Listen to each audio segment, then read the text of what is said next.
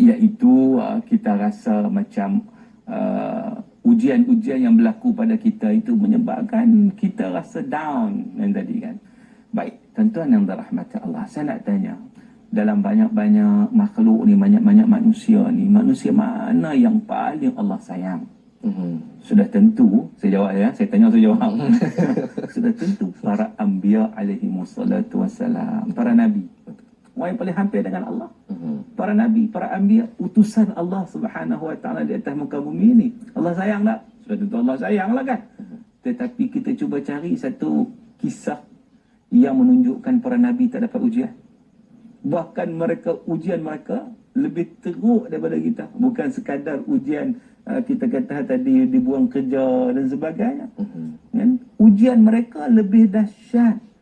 Sampai tahap nak dibunuh, sampai tahap yang kata Nabi SAW kan, diancam, di pulau, dari sudut ekonomi apatah lagi, Nabi di pulau 3 tahun. Kan, nak makan pun tak ada. Riwayat sahabat tak tahu nak makan apa dah. Sampai apa kita daun kayu pun dah makan habis. Tak tahu nak makan apa dah. Begitu lapar. Tetapi dalam keadaan seumpama itu, hanya semata-mata mereka menyatakan La ilaha illallah Muhammad Rasulullah. Jadi kalaulah kata ujian-ujian tu Allah tak sayang, maknanya para nabi tak akan dapat ujian macam tu.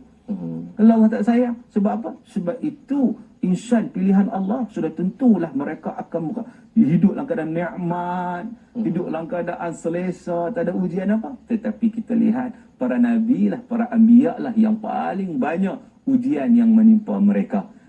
Jadi di situ menunjukkan kepada kita bagaimana sisi positif yang kita nampak, bahawa ujian-ujian itu sebenarnya ada kebaikan pada kita untuk kita menyedari siapa diri kita, untuk kita lebih banyak bergantung pada Allah. Mungkin selama ni kita banyak bergantung pada manusia.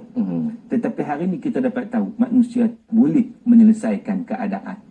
Manusia nak lawan, walaupun manusia nampak hebat seluruh dunia kan, hebat dengan teknologi apa semua, boleh lawan tak COVID yang sekecil itu? Tak boleh. Jadi kita sedar betapa lemahnya diri kita. Waktu itu kita akan kembali pada Allah. Kembali pada Allah itulah nikmat yang lebih besar daripada segala-galanya, daripada material yang disebut tadi, kebendaan dan seumpama. Ini adalah konspirasi daripada Yahudi. Memanglah pelbagai kita dengarlah, dia ni benda ciptaan, dia ni dia sebenarnya apa pun yang berlaku, secara hakikatnya virus itu ada. Tak kisah datang daripada mana sebenarnya. Daripada mana pun datang, virus itu ada.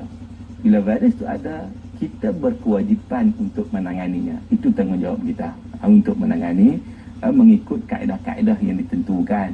Dan Islam mengajar kepada kita untuk kita berubat bila mana ada penyakit, kan?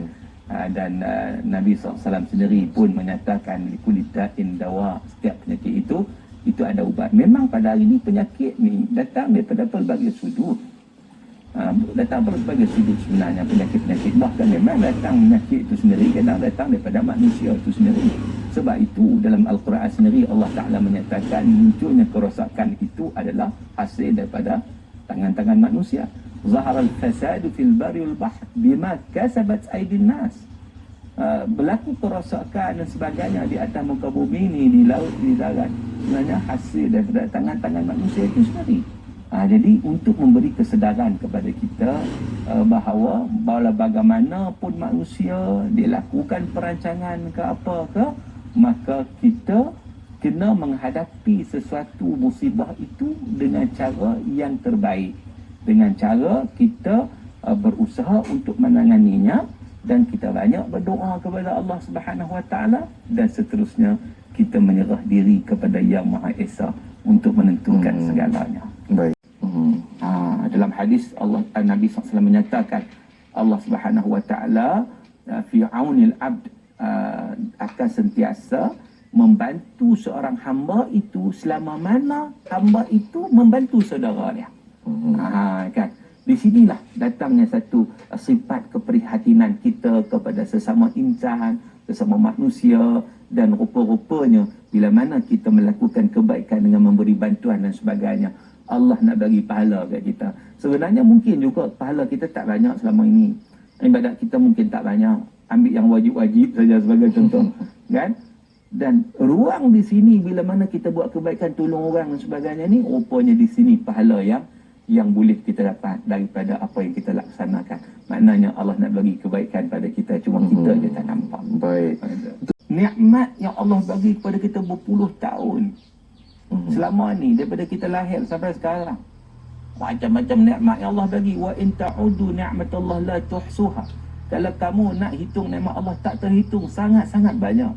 Allah tarik sikit ni, kita dah gelabah dah.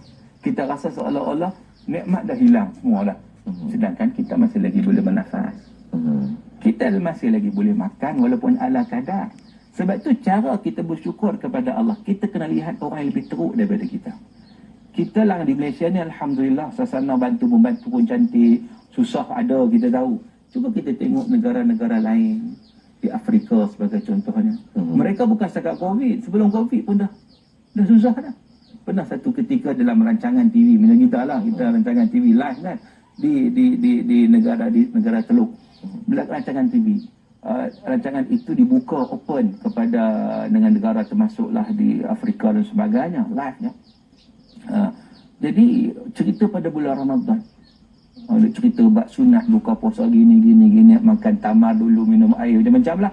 Ada seorang telefon daripada satu negara, dia telefon, dia mewakili lah masyarakat dia. Dia kata, tuan berbincang tentang sunnah nak makan apa, tapi kami di tempat kami tak ada apa nak makan. Kami tak ada apa nak makan. Nampak tak ujian yang Allah bagi pada mereka? Lebih teruk.